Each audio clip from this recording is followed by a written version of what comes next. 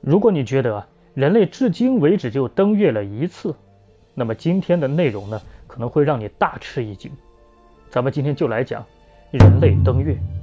1969年的7月20号，阿波罗11号的船长阿姆斯特朗走下了宇航船，踏上了月球，实现了人类的登月梦想。按理来说呢，40多年过去了，以现在的技术想再次登月应该不是什么难事儿，因为毕竟那么早就已经登上去了。但是奇怪的是，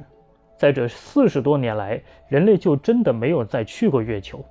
所以呢，有很多人就怀疑当初美国登月这个事情呢，是他捏造的。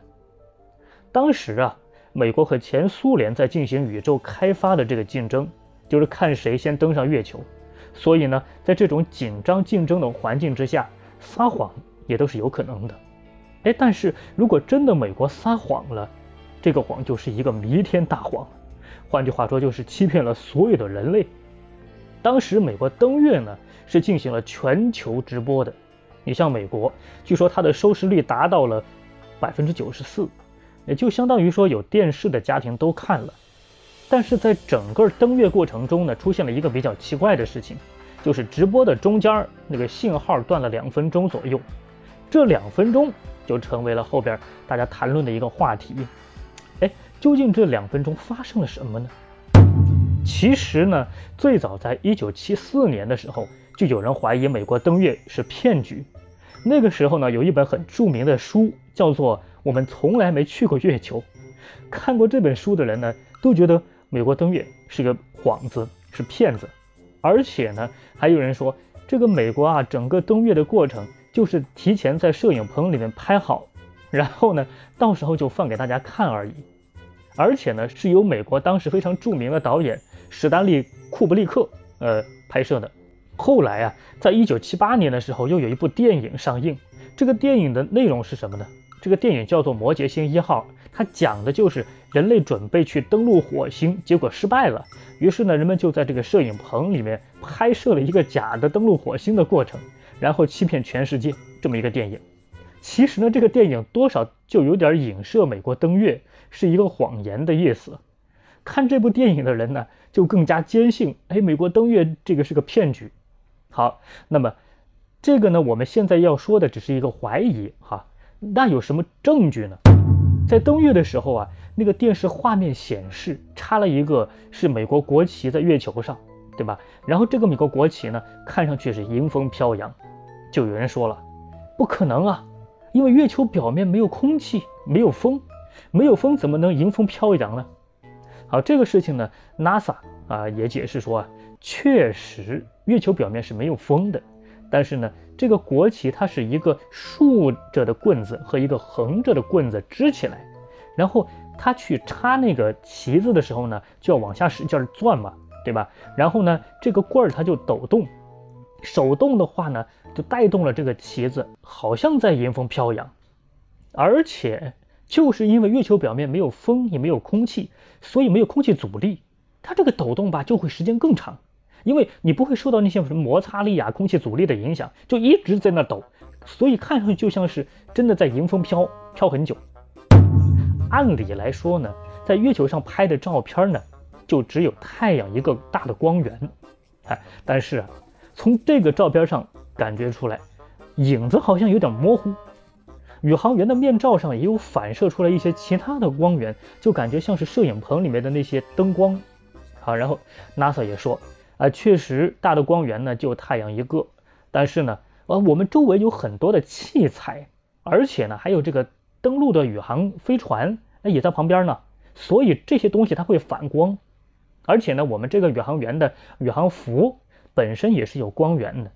然后飞行器上呢也有投射的大的灯、大的光源，所以呢整体来说有多处光源很正常。按理来说月亮上没有空气就没有云，没有云的话天上应该全是星星但是这个画面中一颗星星都看不到。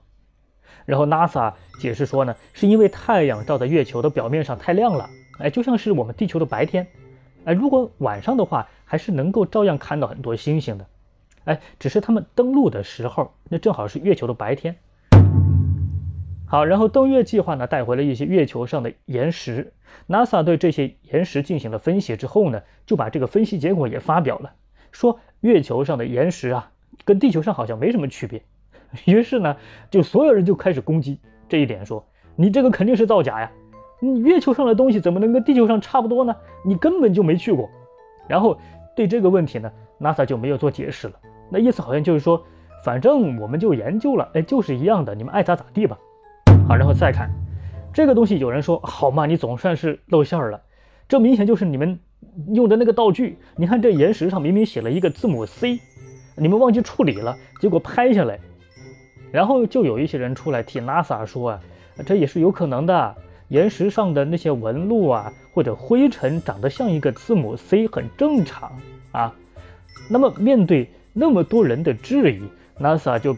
拍出了一个铁证。他说我们肯定是去过月球的啊，月球上有我们的负规反射器。这个负规反射器呢，就是我们登月的时候放在上面的，它是用来精准测量地球和月球之间的距离，就像是一个反射板一样。地球啊先发射一个激光上去，从这里就反射回来，哎，大概就知道了距离。 NASA 说呢，哎，我们在上面有好多的设备呢。好，然后其他人就有人说了，你这些东西设备是你从空中直接扔上去的，你没上去过。所以这个问题上争论不休啊。其实啊，人类登月不止这一次，人类总共登月了6次，6次都着陆了。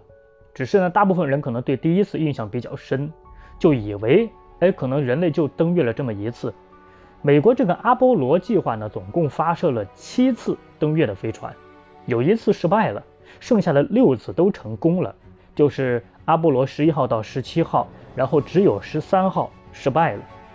发射出去2天，突然间那个氧气罐爆炸，剩下的3个飞行员就全部躲在那个本身要降落在月球的登陆舱，然后呢在这里边关上所有设备，然后保存自己的氧气和电力，最后仅靠一点电力返回了地球，居然没有人员伤亡，非常厉害。我们知道美国人他不太喜欢13这个数字，你看偏偏就是阿波罗13号没成功。那么我们刚才说呀，剩下6个都成功了，而且成功到了什么程度呢？第一次去了就只是落地，然后踩了个脚印儿，插了个国旗，然后后来呢甚至还把车给开上去了，就在上面开车，就这个长得像拖拉机一样的车在月球上边开，而且开出去呢好几十公里，采集了很多的岩石样本回来。而且这些登上月球的宇航员最开始的时候，就上月球之前嘛，都签了一份协议，就是关于他们对地外文明，如果你看到什么哎就是奇怪的东西，或者说其他的一些包括外星人啊飞船啊这些看到了之后你该怎么处理，这些他们都要签一份协议。然后这些去过月球的宇航员呢回来说了一些很有意思的事情，咱们下期再来聊。